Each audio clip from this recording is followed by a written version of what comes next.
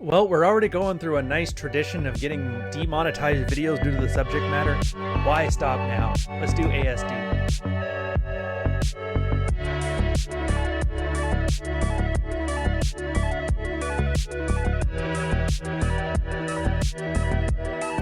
Welcome, guys. Practical Female Psychology. This is the second to last chapter. This is about the anti-ASD. I'll leave it that way. I'll throw the name up there. It's, again, another short chapter. There's 4 sections to it. First off, describing the phenomenon, then using it in seduction or short-term relationships, ASD in long-term relationships, and then we ended off with a bigger section of practical advice. Let's get into it. So first off, what is it? Well, often a woman will want to have sex with a man, sometimes urgently, but she will impose logical reasons, excuses, and other obstacles in order to hinder it from happening. Especially when a woman is in the presence of her peers or family, she will tend to avoid any appearance of promiscuity or being too readily available. Her corresponding behavior in such situations is what's referred to as anti-slut defense. So it's not necessarily, and this is why a lot of people that are very, very naive, stupid, ignorant, or maybe just Dunning-Kruger, especially onto like the feminist adjacent type people, they always treat this at face value. And they forget that women speak in subtext, that women speak in, they hint at things. They never go direct. So when they hear an anti-slut defense, they're going to full no means no mode. Nope, any sign of this and whatever. And then the MGTOWs will hear that, and then they'll be throwing a bunch of stories of this guy got absolutely destroyed in the court of public opinion. Therefore, as soon as you get any of this defense, then walk away. It's not worth it. Everybody's going to die. And that's a horrible way to live.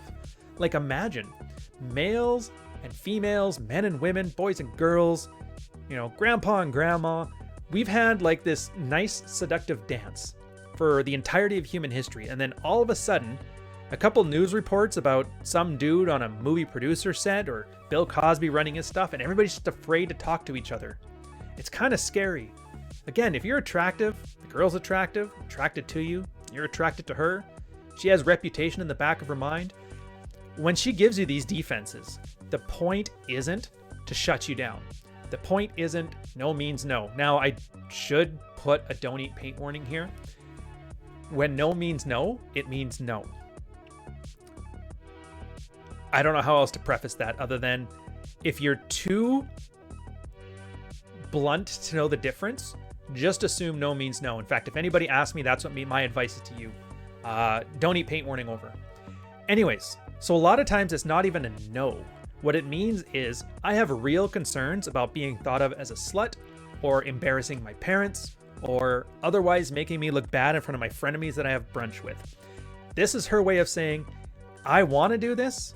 I know you want to do this, and we're going to do this, but you need to handle this for me. Think you can do that? Again, male leadership.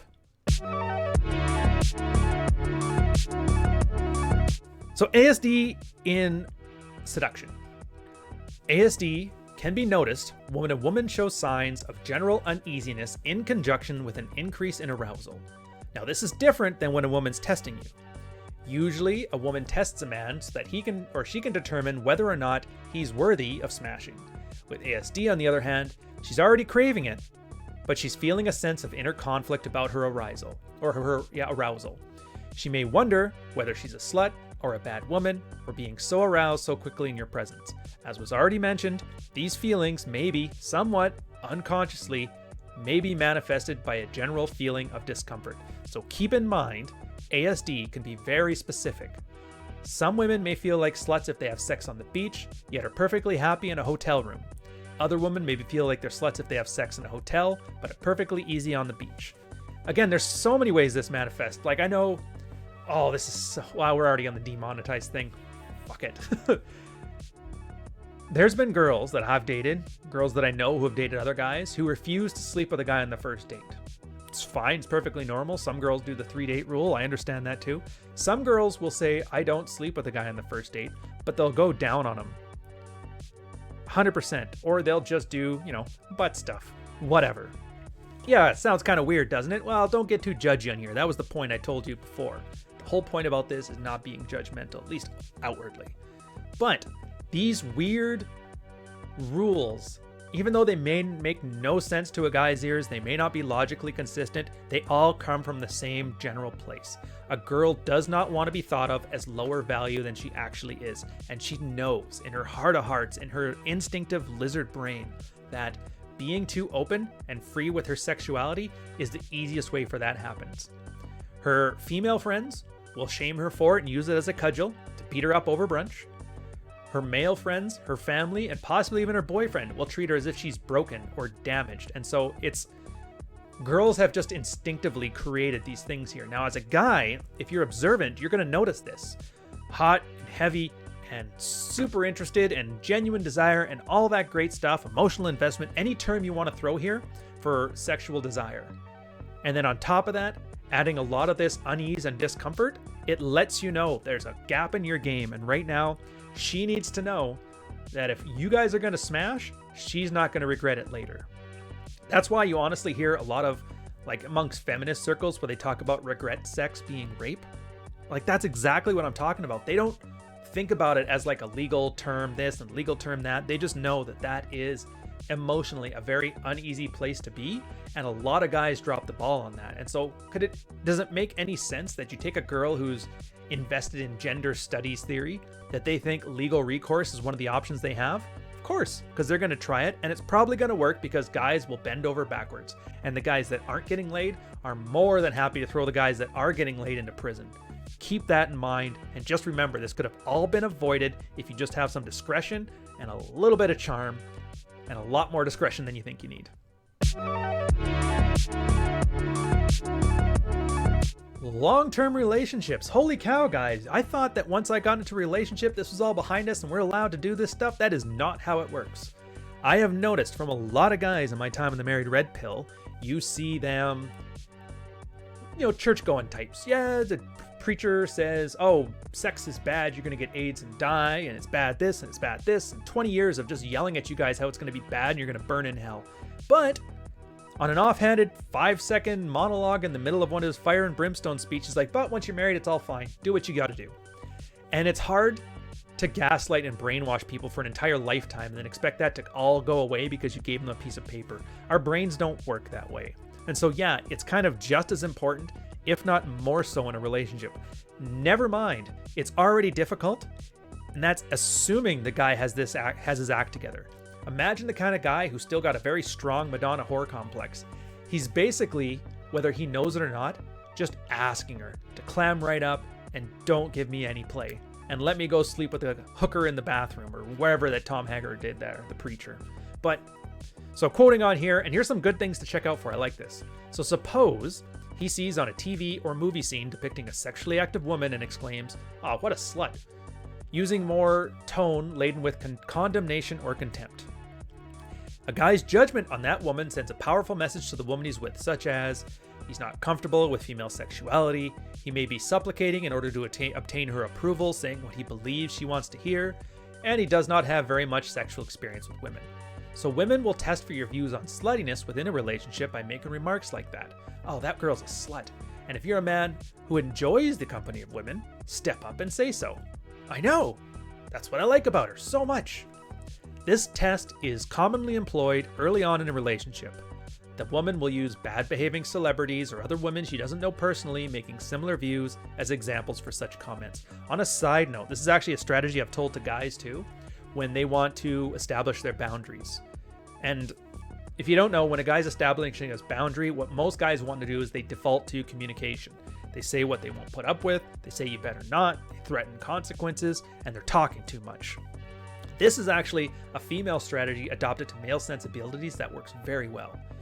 Let's say you have a boundary of something a girl does to a man you don't like. It does not matter what it is.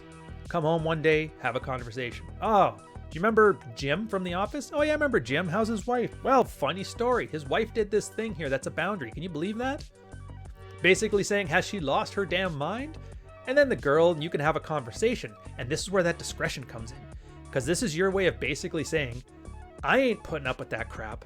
I don't care. And I know girls can do it, but I ain't putting up with it.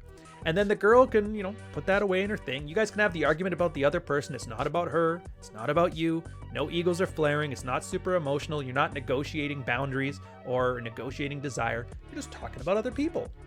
But through subtext, you flat out told her exactly what you will and won't put up with. Now, assuming you have good boundary enforcement and you actually have a track record of when you say something, you mean it, then yeah, sometimes these little discreet things are the best way to get this stuff across. And yeah, she's using it to test if you're going to see if she acts slutty, if you're going to treat her like a hoe, but you're also using it on her to see if she decides to cross your boundaries, is she ready for the consequences? And more often than not, if you're able to use these tools effectively, you find you'll get them less. Like I said, people only attack soft targets, and by making yourself a hard target, it's way less chance that stuff will happen. It's one of those cases that it's super difficult until it's not.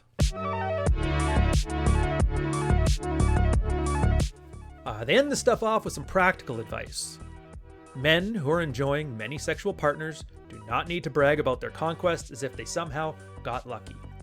Men who enjoy the company of many women must first learn to cultivate and display the quality of discretion. Now, suppose you and your woman get up to some naughty stuff, drives her crazy, be mortified if people found out. Now, suppose you find out, comes up in a public conversation. It goes one of two ways, either directly or through innuendo. And then they give some examples on how to deal with this one. For the innuendo, just let it slide.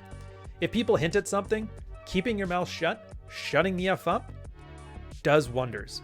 People are going to think what they think, and as long as you don't give them a reason to think one way or the other, then there's always that plausible deniability. Sound familiar?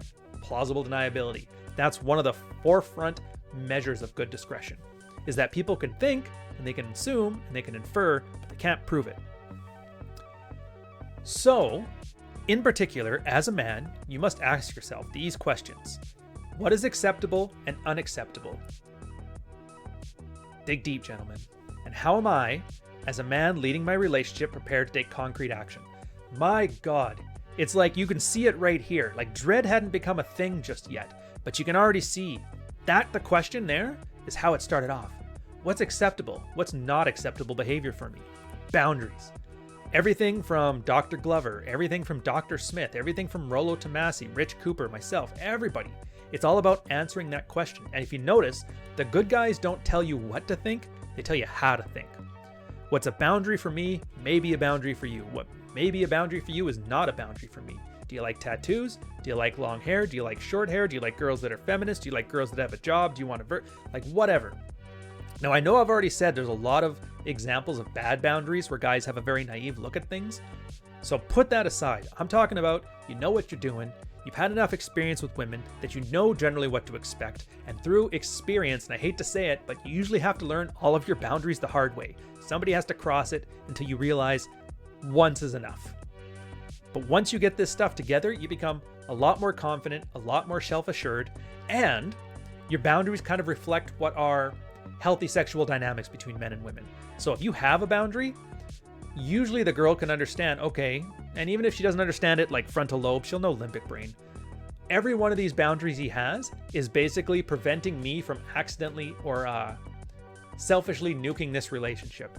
And it actually gives a level of trust, which is weird. Again, it's like I said, so how do you bring a woman to happiness? By dragging her there, kicking and screaming. I love that line, by the way, because the first thing you're going to notice once you say that is people without frame start relaying their childhood stories and their daddy issues, and I don't want to hear it. It's a metaphor. Deal with it. Carrying on, though.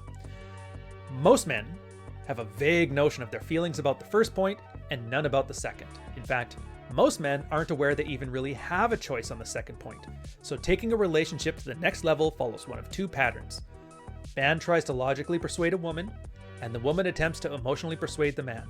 We're talking about negotiating desire and manipulation, and neither one of them work well. The first point never works, not ever. The second is much more liable to work, except for not too many women are going to lead their relationship in a sluttier direction. Again, leadership. It's the very Lindy thing to say, but male-dominant relationships have been the standard for almost all of human history. They are timed, tested, and true. So if you're going to have a relationship, understand that you leading these interactions, you leading the boundaries, is what's going to create the most happiness for everybody involved. I get it. Some women are like, I don't need no man. I want to be in charge. We're both equal. And to them, I say, power to you. Again, what we asked before, the 2 questions. What is acceptable and unacceptable? And having a girl drive the relationship when I just know feelings are going to cause a detrimental factor to come into play means that, look, you can have whatever man you want, but if you want this man, it's going to be on my terms.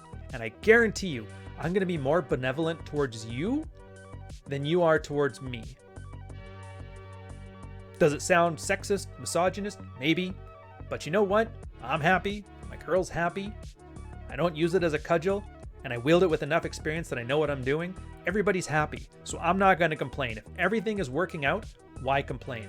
But then again, we are where we are. So if you want to complain about this and shit all over it, feel free in the comments. I could use the engagement, and who knows, maybe one of you will have a great point that made me rethink everything, and I'll redo all these series about how you were great and I'm not. But until the next time, I'll catch you guys later. Cheers.